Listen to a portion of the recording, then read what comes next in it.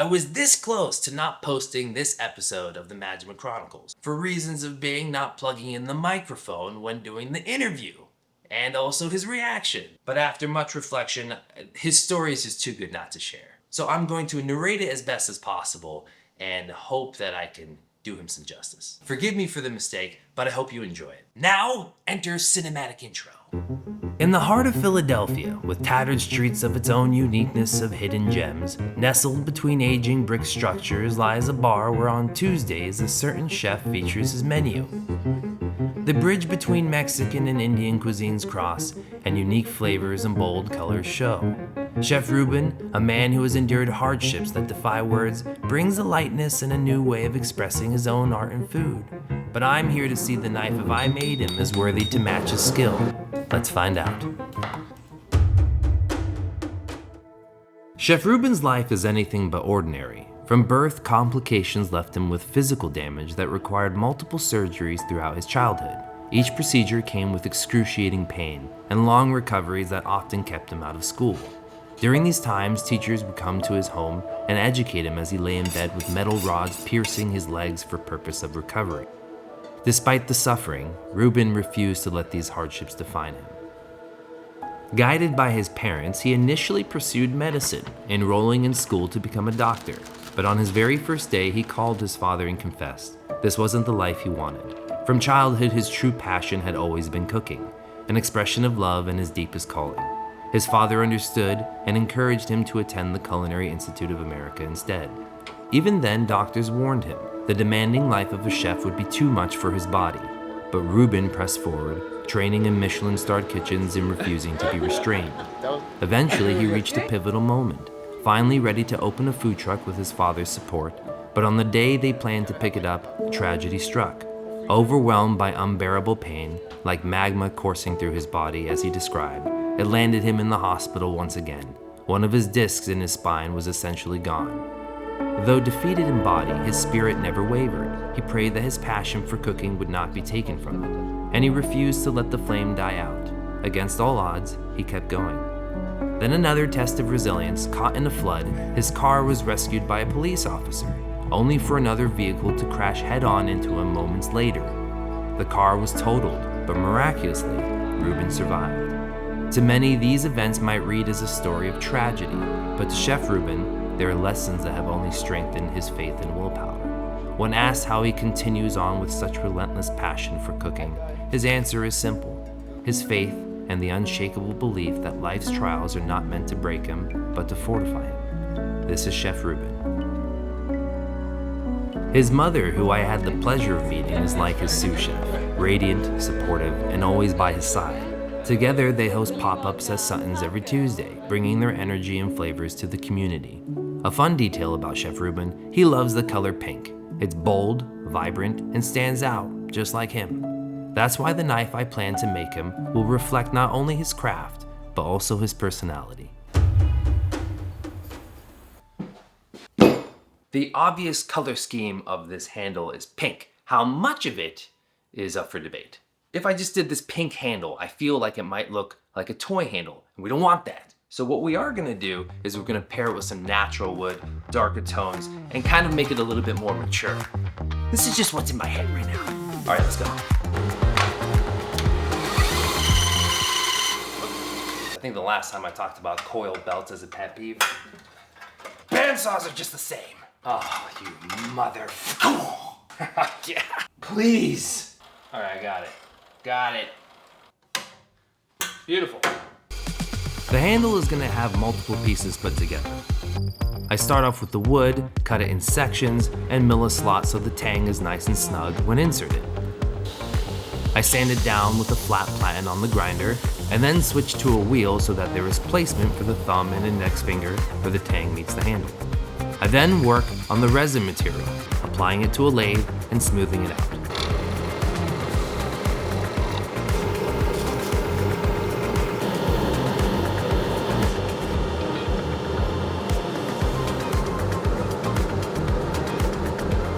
We're gonna put these pieces together just to do a little bit of a show.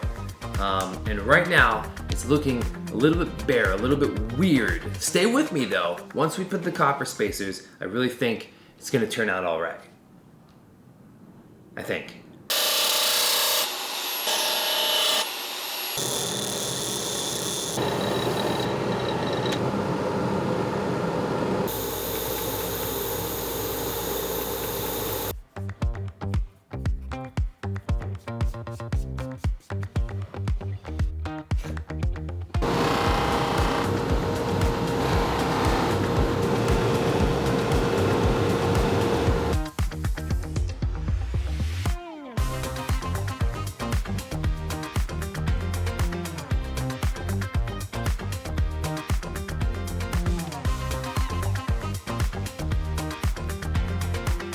We're gonna let it cure, it's looking straight, we're in a good position.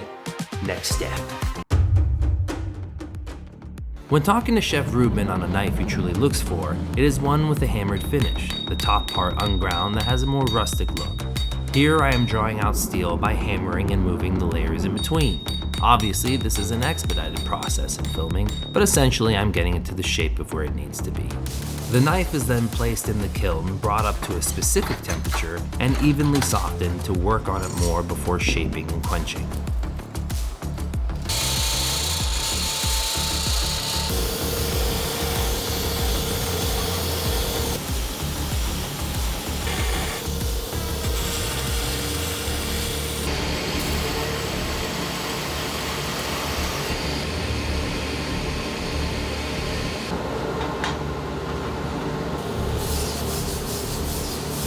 Of the designs I've thought of, a standard chef knife profile is what I'm aiming for. Nothing too flashy, the handle is already that. So just keeping this simple, the knife is shaped and then is placed back into the kiln to harden and then be quenched. So just after quenching, I immediately put it in these aluminum bars. It sucks out any remaining heat and it prevents any warps, potentially. Let's find out. We are tempering the steel as we speak. Hopefully, we get a good grind in tomorrow.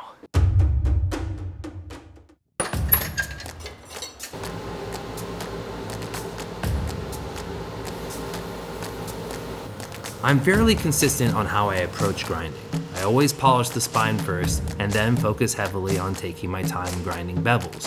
After all, it is the most important process of any aspect of knife making. As always, these 30 seconds of grinding really was a couple hours of real time.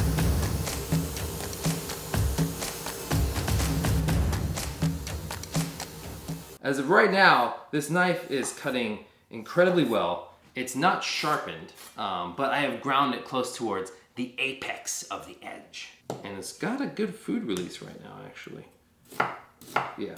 Nothing is sticking on the blade, which is just that added thing that makes it a little bit more enjoyable cooking.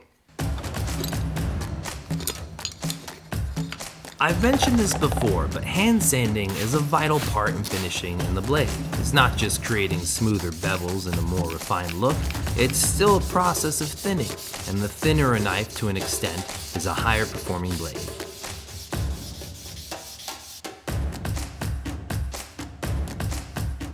We have a nice smooth finish. Now to buff. Actually, before I buff, let me just do one more check. All right, we cut some stuff before we hand sanded. We're just gonna check. Okay. Next! It never gets old.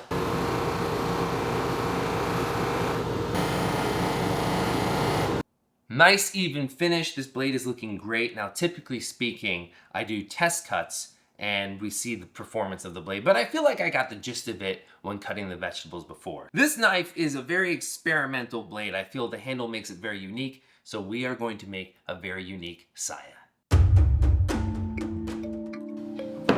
We're gonna make a magnetic, topless saya. The handle is already unique, so we might as well go all in with the saya.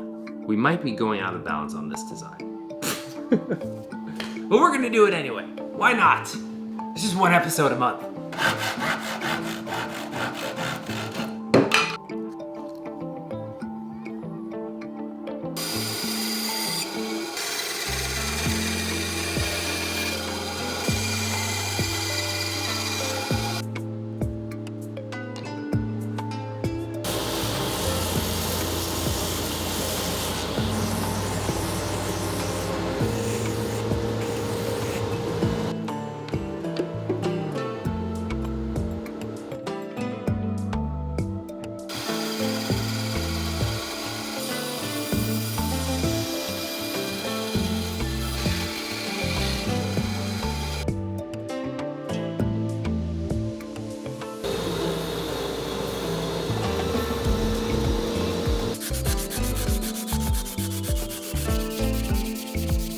Now that all the pieces are almost done, I now move on to the magnets. Now the magnets needs to be cushioned with a soft material, in this case leather. We don't want the steel to constantly be hitting the hardwood, it could potentially scratch the blade.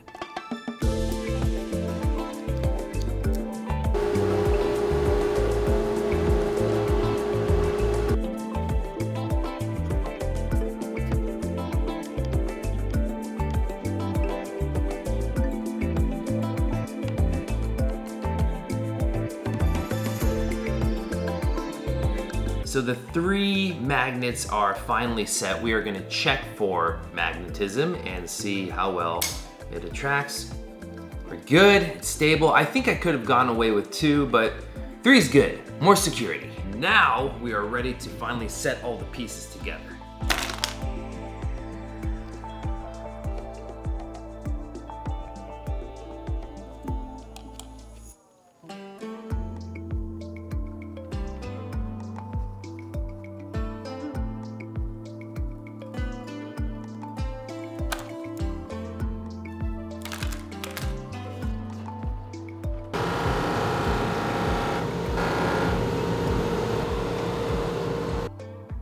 Look at that.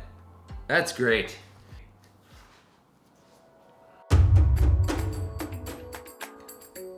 We're gonna go straight into the etch on this one. All right, so I can see the visible pattern. We're now going to, oh my God, that's so exciting. Wow, that looks great so far. We're gonna neutralize it in essentially baking soda and water. Set that to the side. Let's get some coffee. I'm gonna dunk this in the coffee. We're gonna let this sit until it blackens. Work for me. It's been about 6 hours. We're gonna take a first glance into how well it etched. Let's see, crossing my fingers. Oof. Yes. Yes, indeed. Ah, man. I'm not over this. Okay, now we neutralize. Now that everything is done, it's time to wrap up this knife. Right, before he gets to see this knife, let's take a look. Of all knives I have made, this is by far the most experimental one I've ever made. Now we take it out. Beautiful. Boom. I'm actually glad I didn't do like a full pink handle. I really think this has a lot more class to it. And let's just see if he likes it. I'm always trying to think outside of the box and create something very personalized. So I hope that he likes this knife. For me, the challenge is always thinking, when it's cut. Now, as I mentioned before, I lost footage and audio of his reaction. We tried to reenact it, but we couldn't keep it together. Good news is I did happen to get his reaction on using it. Holy shit, dude. It just glided through. Holy shit, dude, this is like gliding. Every chef I meet carries a lesson, something worth holding on to. By now you know this isn't just about knife making. What the hell? It's like perfectly, it's like you measured my fingers. It's about stories and what they teach us. Wow. Chef Reuben's story is simple yet powerful. Don't give up, time is fleeting, and keep going.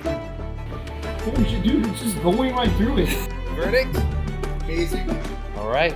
That's it, Chef. Thank you so much. You're welcome, man. Chef Reuben is one of those rare people that you meet. And he reminds me of a beautiful quote, the more you put the gold in the fire, the purer it becomes.